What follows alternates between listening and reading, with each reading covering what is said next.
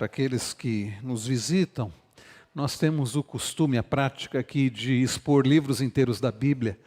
Nós começamos lá no capítulo 1 de Neemias, estamos no capítulo 4, pela manhã estamos também no capítulo 4, só que de 1 Pedro. Nós entendemos que essa é uma boa forma da igreja ser alimentada pela palavra do Senhor, pregação expositiva sequencial. Quantas coisas, queridos, nós já aprendemos nos 3 primeiros capítulos do maravilhoso livro de Neemias. E hoje temos mais lições preciosas para a nossa vida, para o nosso coração. E sabe, queridos, o primeiro desafio para nós, no aprendizado da palavra, é no momento da leitura. Porque se já no momento da leitura a gente não presta atenção, a gente já perde. Então quero convidar você a prestar muita atenção, as crianças já saíram, para que você preste bastante atenção na leitura. Neemias capítulo 4, este é um capítulo longo, são 23 versículos, então não permita que nada atrapalhe você de ler, de prestar atenção na leitura da palavra do Senhor, que diz assim: Quando Sambalate ouviu que nós estávamos reconstruindo a muralha, ficou irado e indignado e começou a zombar dos judeus. Na presença de seus irmãos e do exército de Samaria, ele disse: O que é que esses judeus fracos estão fazendo? Vocês vão permitir que eles continuem? Será que vão oferecer sacrifícios? Pensam que podem acabar a obra num só dia? Será que as pedras que foram queimadas poderão renascer daqueles montões de pó? Tobias, o amonita, estava com Sambalate e disse: Mesmo que reconstruam, se vier uma raposa, derrubará aquela muralha de pedras. Ouve, ó nosso Deus, pois estamos sendo desprezados. Faze com que o seu desprezo recaia sobre a cabeça deles. E faze com que sejam despojo numa terra de cativeiro. Não encubras a sua iniquidade, e que o pecado deles não seja pagado diante de ti, pois te provocaram a ira na presença dos construtores. Assim, reconstruímos a muralha, e toda a muralha foi acabada até a metade da sua altura, porque o povo tinha ânimo para trabalhar. Mas quando Sambalate, Tobias, os árabes, os amonitas e os asdonitas ouviram que a reparação das muralhas de Jerusalém ia adiante, e que já se começavam a fechar-lhe as brechas, ficaram muito irados. Todos se ajuntaram de comum acordo para virem atacar Jerusalém e criar confusão ali. Porém nós oramos ao nosso Deus, e como proteção pusemos guardas contra eles de dia e de noite. Então os que estavam em Judá disseram: Os carregadores já não têm mais forças, e os escombros são muitos. Nós mesmos não seremos capazes de reconstruir a muralha.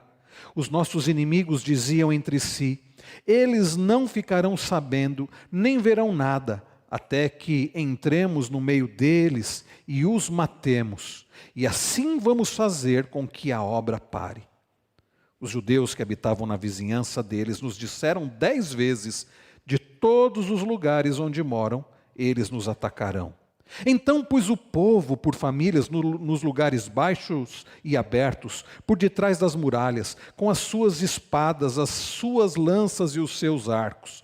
Depois de fazer uma inspeção, levantei-me e disse aos nobres, aos magistrados e ao resto do povo: Não tenham medo deles, lembrem-se do Senhor, grande e temível, e lutem pelos seus irmãos, seus filhos, suas filhas, pelas mulheres e pela casa de vocês.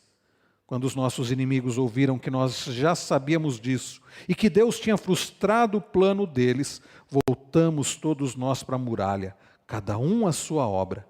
Daquele dia em diante, metade dos meus homens trabalhava na obra, e a outra metade empunhava lanças, escudos, arcos e couraças.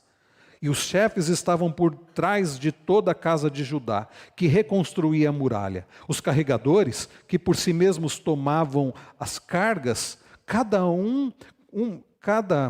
com uma das mãos fazia a obra e com a outra segurava a arma. Os construtores, cada um trazia a sua espada na cintura, enquanto construíam. O que tocava a trombeta estava ao meu lado. Eu disse aos nobres, aos magistrados e ao resto do povo: grande e extensa é a obra, e nós estamos espalhados na muralha, longe uns dos outros. No lugar em que ouvirem o som da trombeta, ali reúnam-se em volta de nós. O nosso Deus lutará por nós.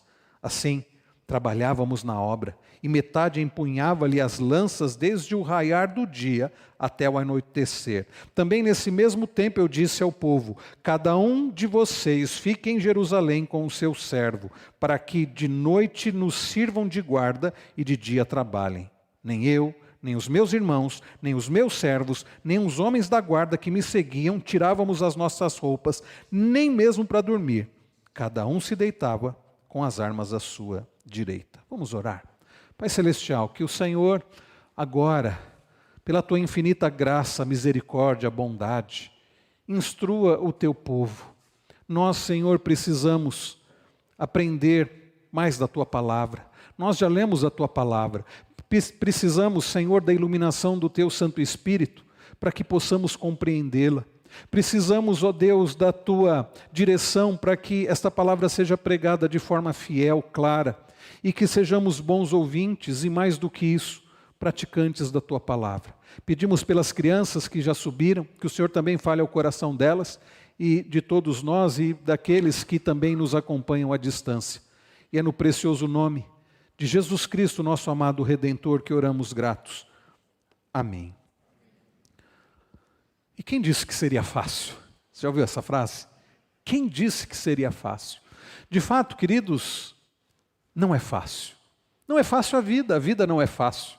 Nós vivemos num mundo caído, quebrado, desde a queda é assim.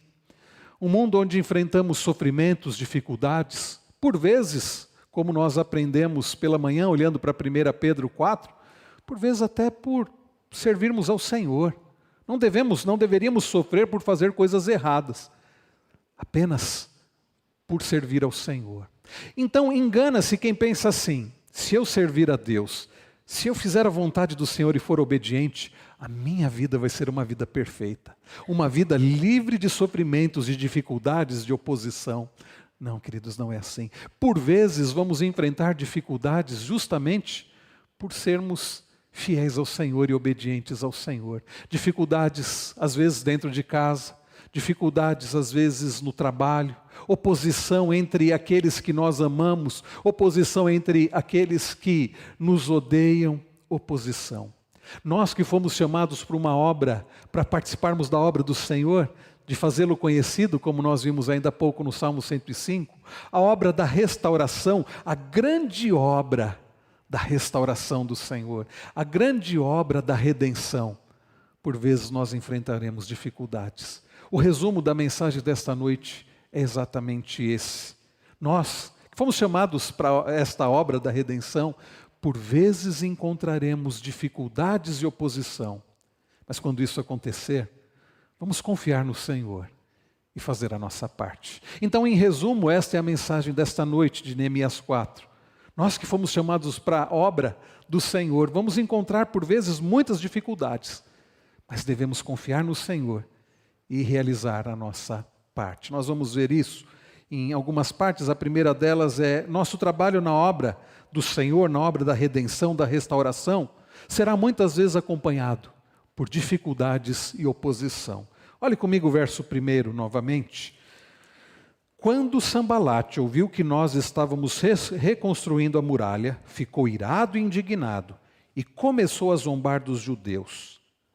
Queridos, nós temos aprendido muitas lições desde o primeiro capítulo de Neemias, e nós temos lido, temos aprendido a respeito de como Deus restaura o seu povo, como Deus começou a restaurar o seu povo quando o povo, por causa da desobediência, do pecado, foi levado cativo para a Babilônia. E então Deus, no plano da redenção, no plano da restauração, começa a tratar com o seu povo. E o povo na Babilônia, Deus usa a vida de um homem chamado Ciro, alguém que não conhecia o Senhor, alguém que não era um servo do Senhor, Ciro, um rei persa, quando a Pérsia acaba assumindo, um império no lugar da Babilônia, e Deus começa a usar a vida de pessoas como Ciro para que o povo pudesse voltar para Jerusalém. O povo que estava a quilômetros de distância na Babilônia pudesse voltar para Jerusalém. Então Ciro, Dario, Xerxes, Atarxerxes,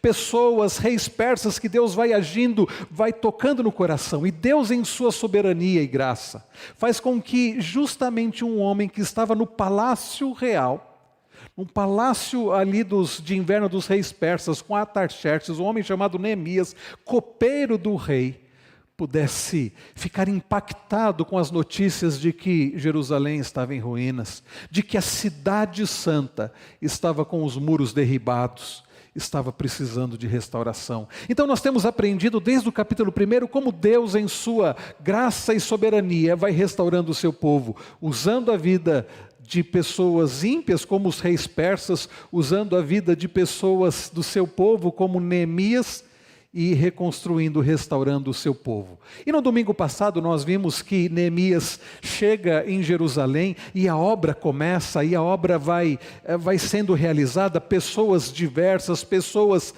famílias, pessoas nobres, pessoas de diversas classes sociais começam a trabalhar na obra. Alguns, é verdade, se negam a trabalhar na obra, mas a obra vai acontecendo, a obra vai fluindo, e antes que alguém diga, olha, está tudo perfeito e vai continuar tudo perfeito, chega o capítulo 4.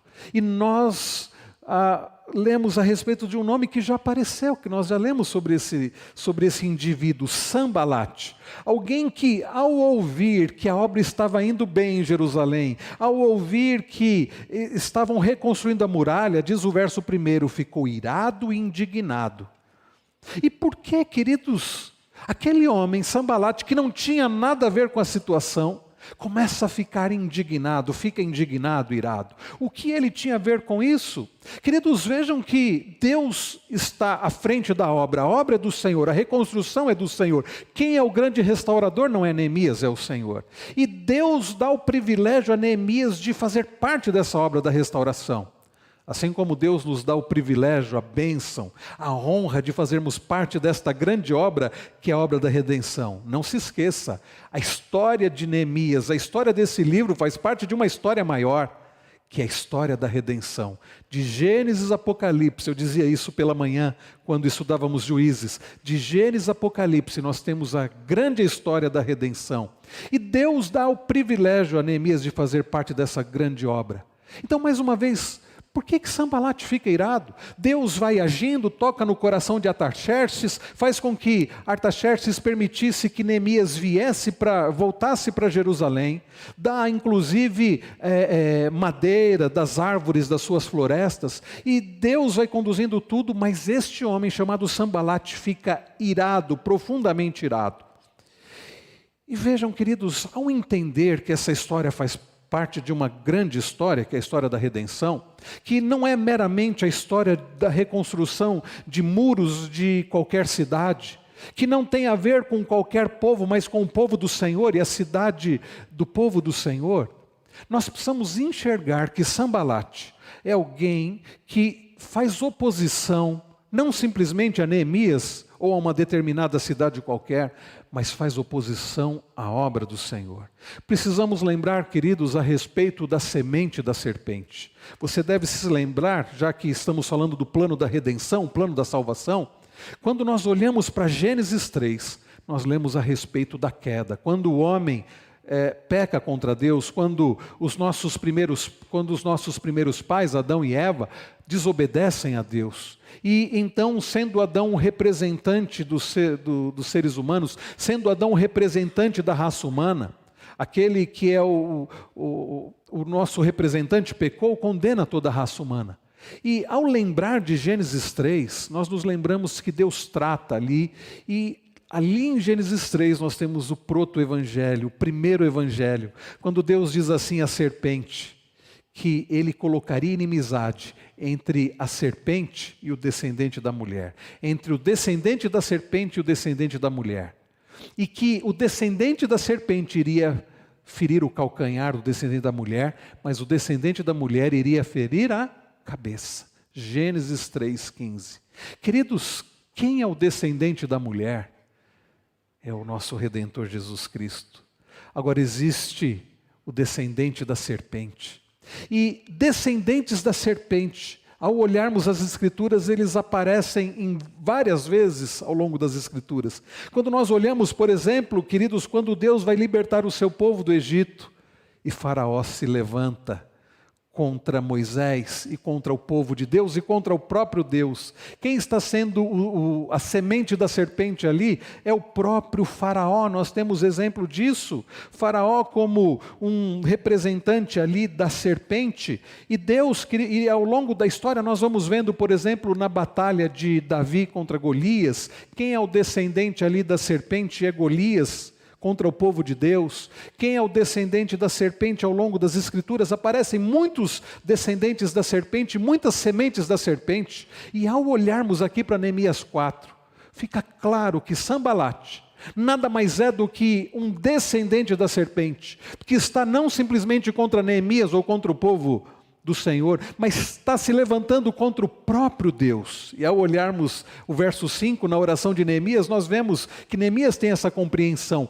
Pessoas que se levantam contra o povo de Deus. Queridos irmãos, ao longo da nossa vida, ao longo da nossa jornada, ao longo do nosso trabalho de servir ao Senhor, ao longo do nosso ministério de fazer o Senhor conhecido, de viver e pregar o Evangelho, nós vamos encontrar muitos Sambalates, muitos Tobias, muitos Gesem, muitas pessoas descendentes da serpente, muitas sementes da serpente que vão se levantar, não simplesmente contra nós, não puramente contra nós, mas contra a obra do Senhor. Eu gostaria muito de dizer, fique tranquilo, sirva ao Senhor, obedeça ao Senhor e sua vida vai ser um mar de rosas. Como a slogan de uma famosa igreja, venha para Jesus e pare de sofrer, e a sua vida vai ser perfeita, mas não é assim. Queridos, por vezes, justamente por estarmos envolvidos na obra do Senhor, por sermos obedientes à palavra do Senhor e à vontade do Senhor, enfrentaremos oposição. E nós temos aqui então um homem chamado Sambalate, que fica irado com a notícia de que as muralhas estavam sendo reconstruídas, os portões estavam sendo reconstruídos. Diz-nos o verso de número 1, ele ficou irado e indignado. Então, a oposição está claro ali. Quantas oposições, como eu disse, quanta oposição nós também enfrentamos? Que tipos de oposição nós vemos aqui no capítulo 4? Eu quero destacar 4 tipos de oposição aqui. A primeira delas é a oposição da zombaria. A oposição da zombaria. Vejam só o verso de número 1, diz: ele ficou irado e indignado e começou a zombar dos judeus. Ele começa a zombar dos judeus. E olha o verso de número 2. Na presença de seus irmãos e do exército de Samaria, ele disse: o que é que esses judeus fracos estão fazendo? Vocês vão permitir que eles continuem? Será que vão oferecer sacrifícios? Pensam que podem acabar a obra num só dia? Será que as pedras que foram queimadas poderão renascer daqueles montões de pó? Aquele homem começa a zombar do povo do Senhor, começa a zombar da obra e do próprio Neemias, e na verdade o que ele está fazendo é zombando do próprio Deus. E um outro aparece, como nós vemos aí no verso de número 3, Tobias o Amonita, e ele completa: mesmo que reconstruam, se vier uma raposa, derrubará aquela muralha de pedras. Eu fico imaginando aqueles homens dando risada. E eles estão gozando, e eles estão rindo, e eles estão escarnecendo. Eles estão dizendo quem essa gente pensa que é. Quem eles pensam que são? Eles são fracos. Eles não podem nada. E olha o que Tobias diz: passar uma raposa lá vai derrubar tudo. Irmãos, é claro que isso é uma tática, essa tática de zombar, né? Para que eles estavam fazendo isso? para desanimar o povo. O que eles queriam era trazer desânimo àquelas pessoas que estavam engajadas na obra, como nós vimos no domingo passado, olhando para o capítulo 3. O que eles queriam era provocar, o que eles queriam era desestabilizar os ânimos, o que eles queriam era desanimar aquela gente que estava servindo ao Senhor. Então a tática era zombar do que a prática era zombar do que o povo estava fazendo para desanimá-los. Irmãos, quantas vezes isso acontece em nossa vida? Começamos a servir ao Senhor e as pessoas começam a zombar. Olha, lá vai lá o crentinho ou um crentão. Lá vai lá aquele lá acha que é santo. Ele não é melhor do que ninguém, de fato não somos. Lá vai lá a pessoa acha que pode alguma coisa. Então palavras de derrota, de desânimo, que procedem do maligno, da semente da serpente para nos desanimar. Pessoas que dizem assim, quantas vezes, pessoas dizem assim, olha, a pessoa acha que é alguma coisa. Ou diz assim, começam a humilhar dizendo, olha, fulano diz que crê na Bíblia, um livro ultrapassado.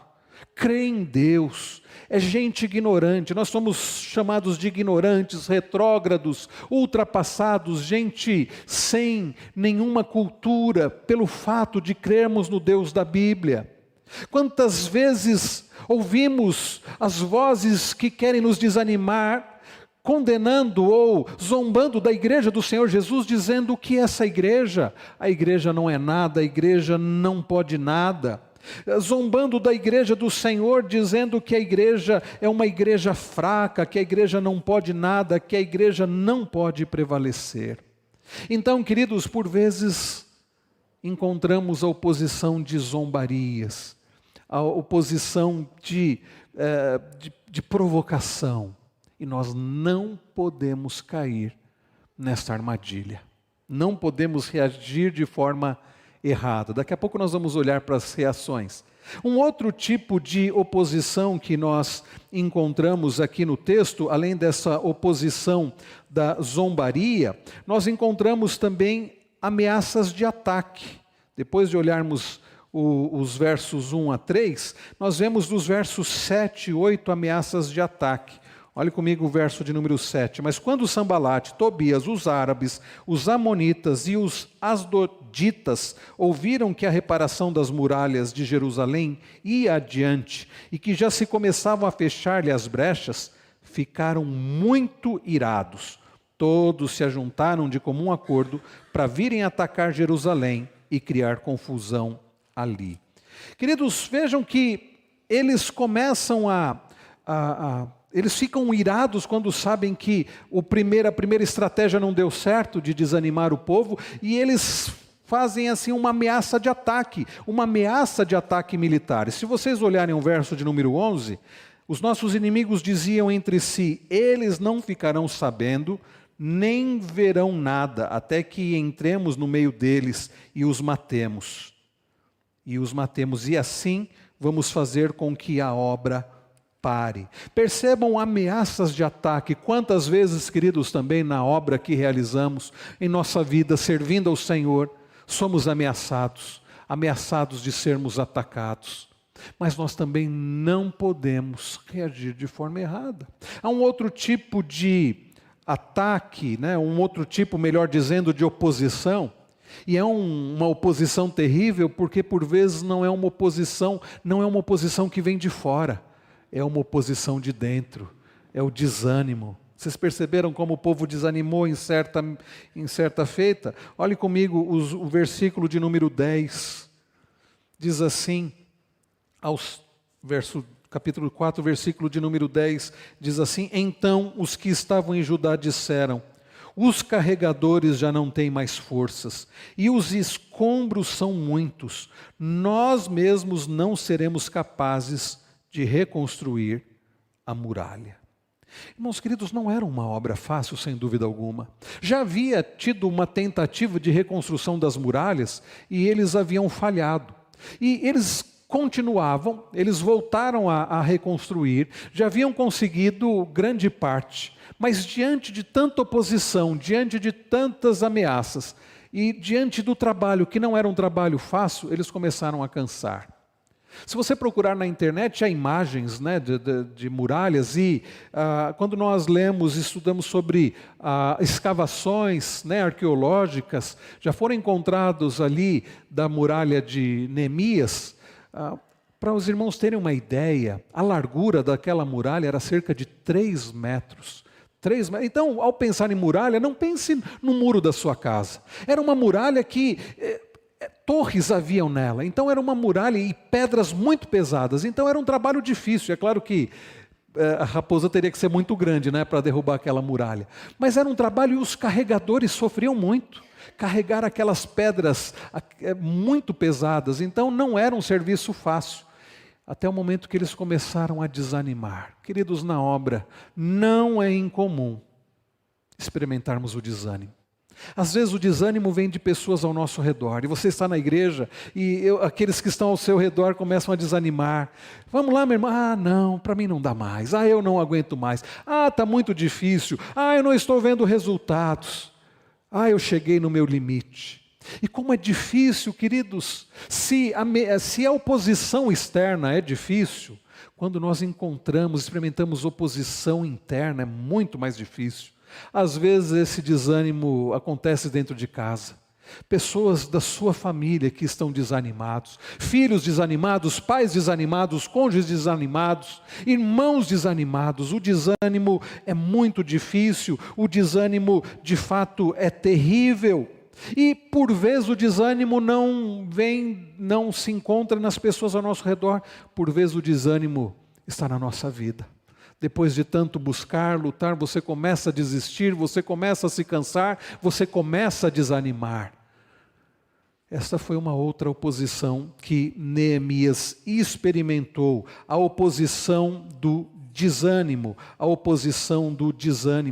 Todas essas oposições, meus irmãos, e ele também experimentou uma outra oposição, como nós vimos vejam que, como nós vimos no verso de número 11, de um ataque surpresa. Eles não ficarão sabendo e nem verão nada. Quanta oposição de todos os lados, oposição de fora, oposição de dentro, que Neemias enfrentou, que o povo na obra da reconstrução enfrentou.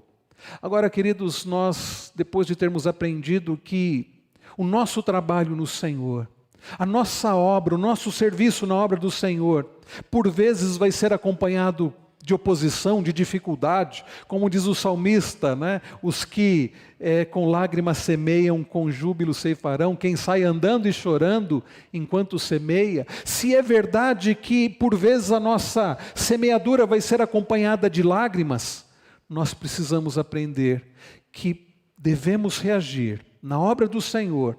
Ao enfrentarmos oposição, devemos reagir com confiança no Senhor.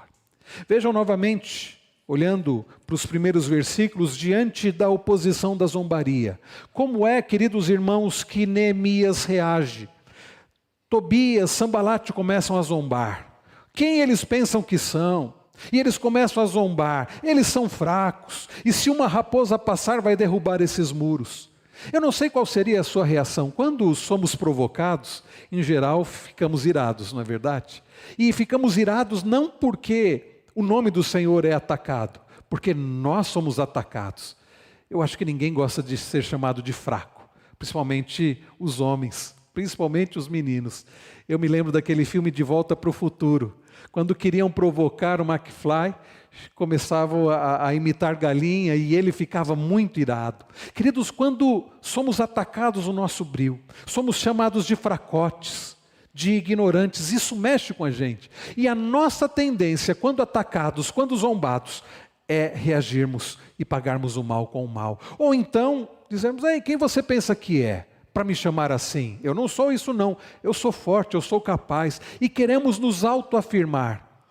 Mas quando nós olhamos para o versículo de número 4, nós vemos que não foi assim que Neemias reagiu. Ele, meus irmãos, não reagiu nem com orgulho, nem com ira pecaminosa, e nem com autoafirmação, e nem mesmo caiu em autocomiseração, coitadinho de mim. Como é que ele reagiu? Ele foi orar. Olhe comigo o verso de número 4. Ouve, ó nosso Deus, pois estamos sendo desprezados. Irmãos queridos, ao enfrentarmos oposição, ao enfrentarmos dificuldades, nós precisamos confiar no Senhor. E nós confiamos no Senhor na prática, buscando ao Senhor em oração.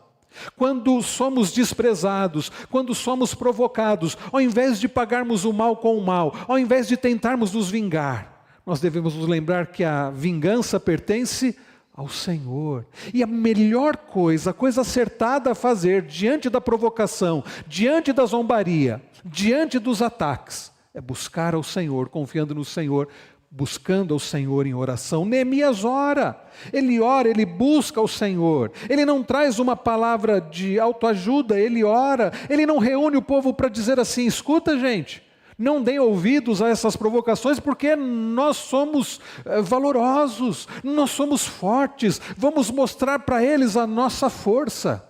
Essa tem sido uma mensagem muito comum dos nossos dias. A mensagem para nos autoafirmarmos, dizendo que somos capazes, que somos fortes, que somos valorosos e coisas do tipo. Neemias não vem com mensagens de autoajuda, ele busca o Senhor, ele clama ao Senhor, ele coloca diante do Senhor a situação.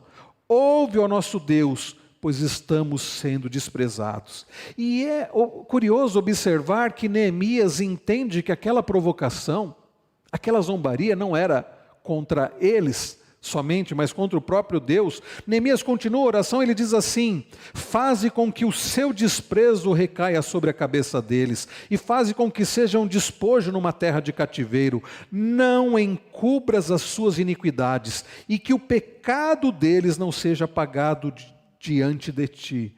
Neemias fala o pecado deles, pois te provocaram a ira na presença dos construtores. A indignação de Neemias não é porque ele estava sendo desprezado, não é porque ele estava sendo ridicularizado, não é porque estavam zombando dele, nem tampouco por causa do povo. A indignação de Neemias é porque a zombaria daqueles homens era contra o Deus da obra, não era apenas contra a obra de Deus, porque a zombaria, quando é contra a obra de Deus, é também contra o Deus da obra, porque a obra não é nossa. Sabe quando zombarem de você porque você serve ao Senhor? Quando zombarem de você por causa do Evangelho, saiba que não é de você simplesmente que estão zombando, mas contra o próprio Deus da obra, contra o próprio Deus do Evangelho, contra o próprio Cristo. Então, não é errado a indignação, desde que seja uma ira justa, uma ira santa. Uma ira santa é uma ira quando o nome de Deus é atacado, e não quando o nosso nome é atacado. É quando a obra de Deus é atacada, e não quando nós somos atacados. Então, queridos, isso leva à indignação. Mas percebam que Neemias não reage diretamente contra aquelas pessoas, atacando aquelas pessoas. Zombaram da gente, vamos zombar deles também. Nos atacaram, vamos atacá-los. Ele busca o Senhor, que é o justo juiz. Se você está sendo atacado, zombado, ridicularizado, lembre-se, a nossa luta não é contra carne e sangue. Nós estamos numa batalha que é uma batalha espiritual. E não somos nós que devemos nos vingar. Nós temos um justo juiz. Nós temos um Deus que a obra é dele e, portanto, entregue tudo a ele. Como diz o antigo hino, né? Quão bondoso amigo é Cristo, teus amigos te desprezam, conta-lhe isso em oração. Como diz o famoso hino de Lutero, Castelo Forte, é o Senhor que é o nosso castelo forte, é Ele, meus irmãos, que luta contra os nossos inimigos e contra o próprio Satanás e a semente da serpente. Então, se você está sendo ridicularizado, zombado, se você tem encontrado oposição, ore, coloque diante do Senhor a sua vida, busque ao Senhor. E vejam, queridos, que diante desta reação de Neemias, olhe comigo o versículo de número 6, assim reconstruímos a muralha, e toda a muralha foi acabada, até a metade da sua altura, porque o povo tinha ânimo para trabalhar.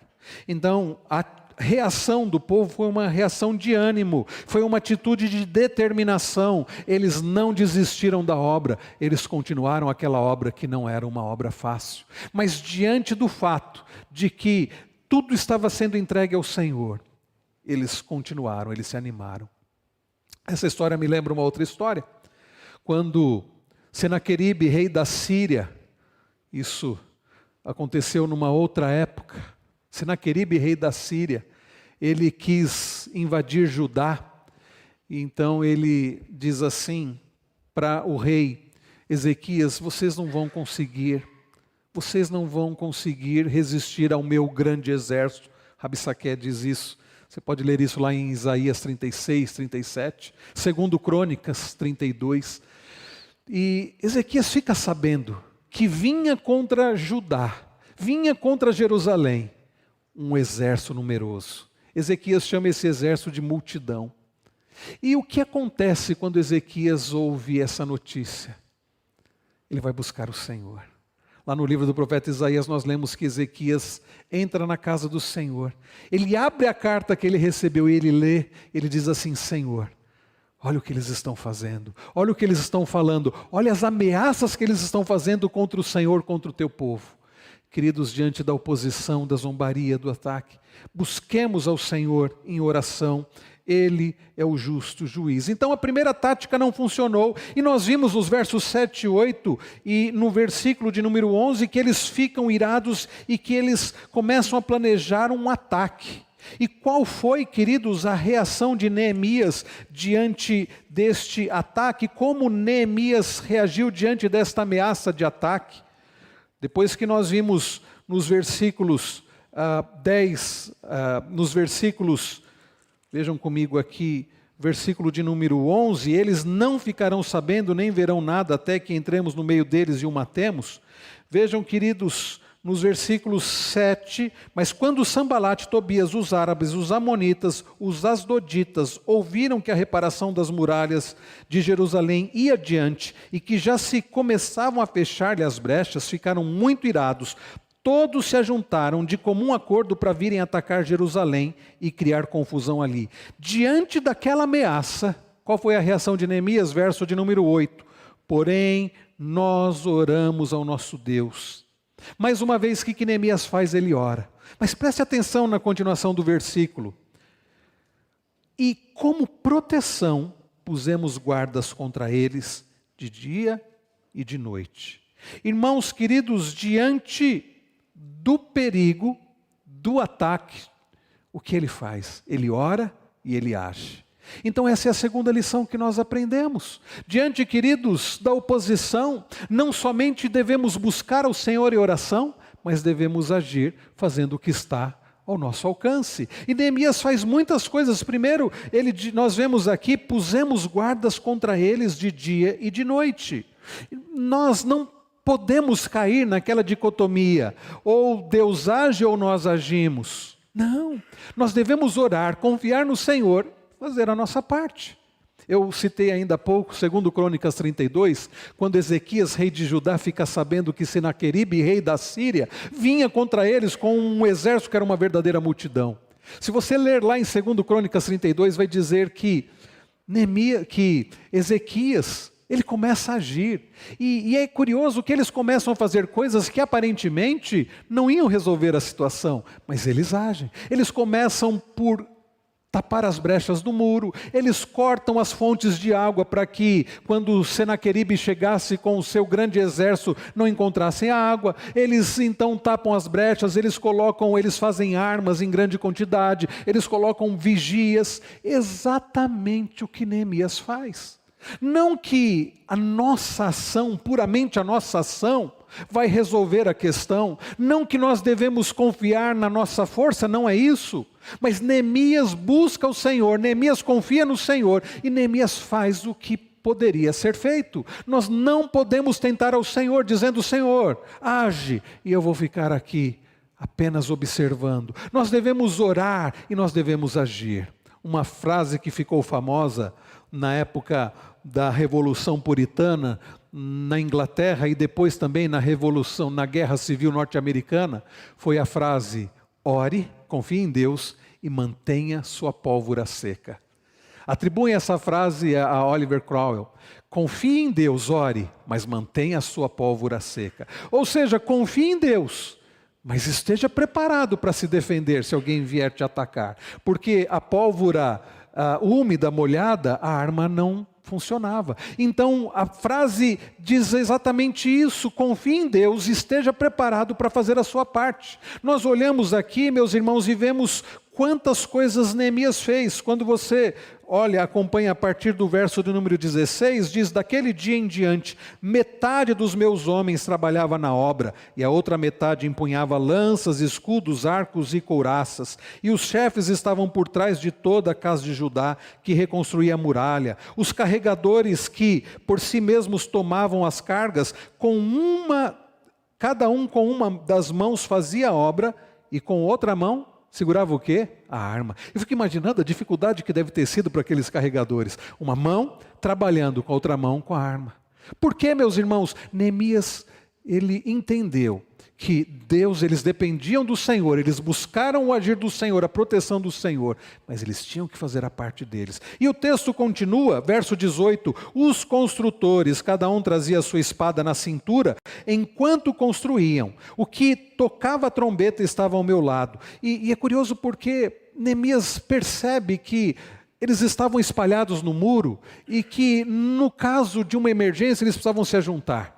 Então ele tem essa ideia dos tocadores ali da trombeta, e ele diz: quando vocês ouvirem, verso de número 19, eu disse aos nobres, aos magistrados e ao resto do povo, ou seja, ele diz para todo mundo: grande e extensa é a obra, e nós estamos espalhados na muralha, longe uns dos outros. No lugar em que ouvirem o som da trombeta, ali reúnam-se em volta de nós. Percebe, meus irmãos? Eles agem, eles fazem a parte deles, eles ficam preparados. Quando nós olhamos no verso de número 21, assim trabalhávamos na obra, e metade empunhava as lanças desde o raiar do dia até o anoitecer. Também nesse mesmo tempo eu disse ao povo: cada um de vocês fique em Jerusalém com o seu servo, para que se de noite nos sirvam de guarda e de dia trabalhem. Nem eu, nem meus irmãos, nem os meus servos, nem os homens da guarda que me seguiam, tirávamos as nossas roupas, nem mesmo para dormir. Cada um se deitava com as armas à sua direita. Nós aprendemos, queridos, que nós devemos confiar em Deus, buscar o Senhor em oração, mas devemos fazer a nossa parte. Quantas vezes na obra nós descuidamos, nós baixamos a guarda. Eu já orei, está tudo certo. Quantas vezes baixamos a guarda? Pedro diz que nós precisamos estar preparados. Tiago diz também sobre isso, sobre o inimigo, sobre o diabo, e que nós devemos resistir ao diabo, ele fugirá de nós. Nós lemos na palavra do Senhor que o diabo está ao derredor procurando oportunidade para devorar. Nós temos aprendido, queridos, sobre isso, e nós não podemos baixar a guarda. Quantas pessoas baixando a guarda? Quantos maridos baixando a guarda? Dando oportunidade para amizades que não deveriam dar oportunidade, para conversas, para determinados sites que não deveriam dar oportunidade. Quantas mulheres baixando a guarda, dando oportunidades que não deveriam dar oportunidades. Quantos jovens adolescentes dando oportunidade para aquilo que não deveriam dar oportunidade, baixando a guarda. Aquele que pensa estar em pé, diz a Bíblia, cuide para que não caia. Irmãos, nós devemos orar.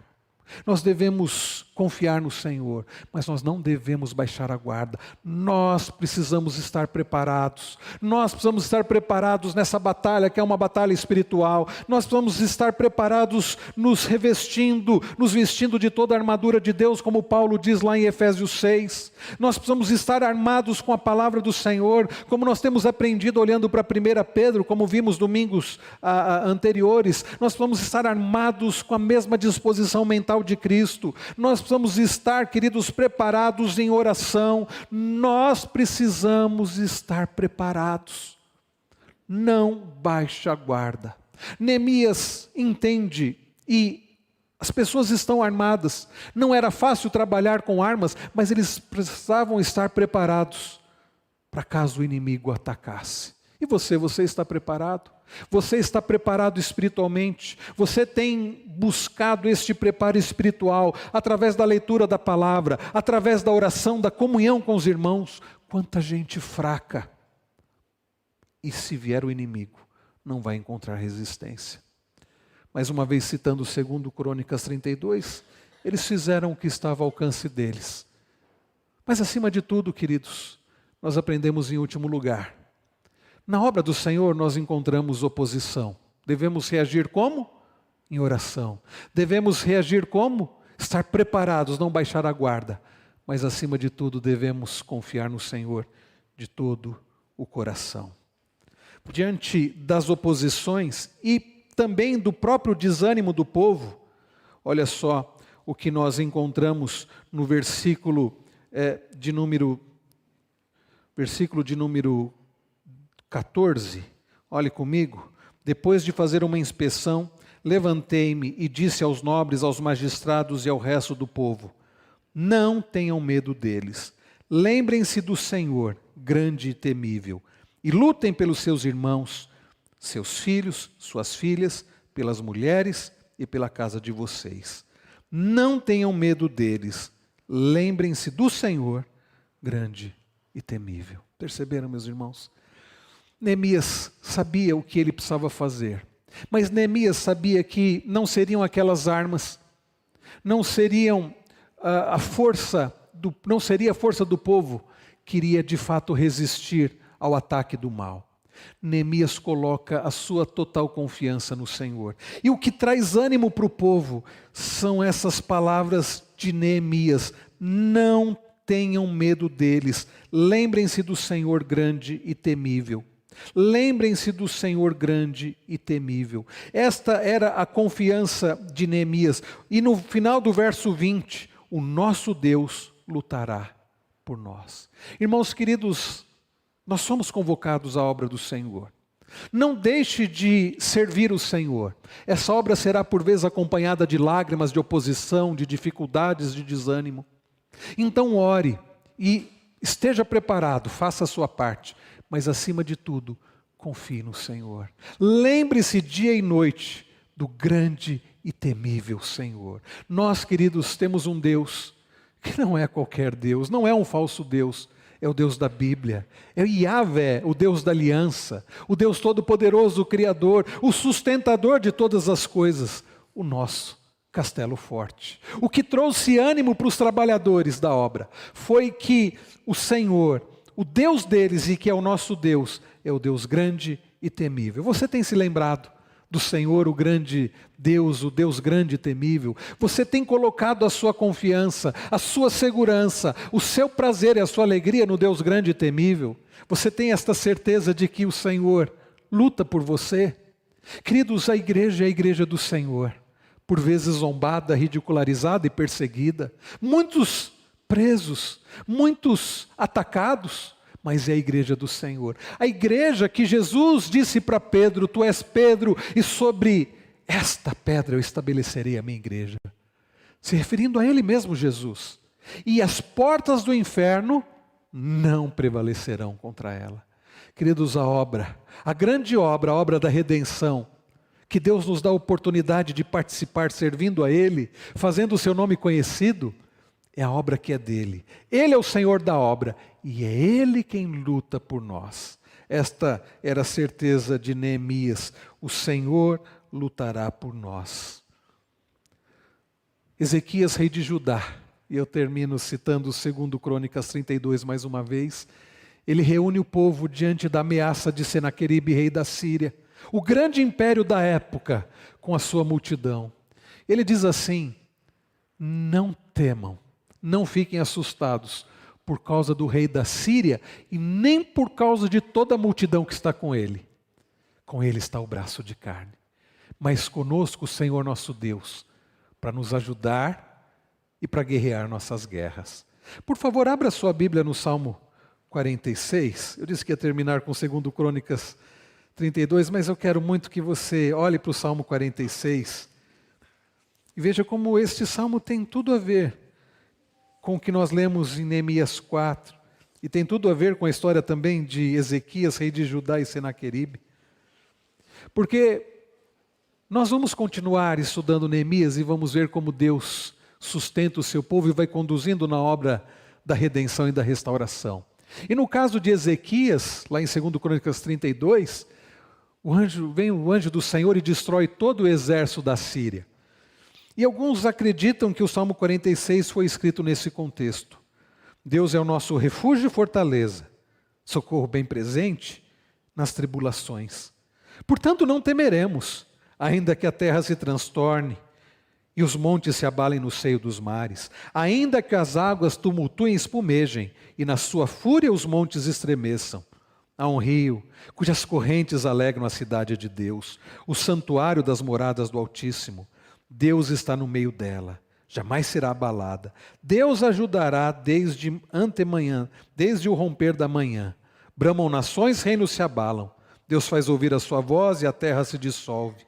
O Senhor dos exércitos está conosco. Deus de Jacó é o nosso refúgio. Venham contemplar as obras do Senhor, que tem feito desolações na terra. Ele faz cessar as guerras até os confins do mundo. Quebra o arco e despedaça a lança, queima os carros no fogo. Aquietem-se e saibam que eu sou Deus. Sou exaltado entre as nações, sou exaltado na terra. O Senhor dos exércitos está conosco. O Deus de Jacó é o nosso refúgio. Neemias convoca o povo a lembrar do grande e temível Deus e diz: é o Senhor que lutará por nós. O Senhor dos exércitos está conosco. O Deus de Jacó é o nosso refúgio. Neemias não era o grande construtor. Na verdade, ele apontava para o grande construtor. O grande construtor, queridos, é Cristo, que entregou o seu corpo. Nós não precisamos temer os descendentes da serpente, as sementes da serpente, porque o descendente da mulher, que é Cristo, já venceu na cruz. Ele, ao entregar o seu corpo, ele, ao verter o seu precioso sangue, ele já feriu a cabeça da serpente. Ele já garantiu para o seu povo a vitória. Os muros reconstruídos não puderam dar verdadeiro descanso para o povo, é verdade. Apontavam apenas para um descanso futuro. Descanso que nós já temos garantido em Cristo Jesus. Aquele que disse, confortando os seus discípulos, como temos estudado às quintas-feiras: não fiquem com o coração de vocês atribulado.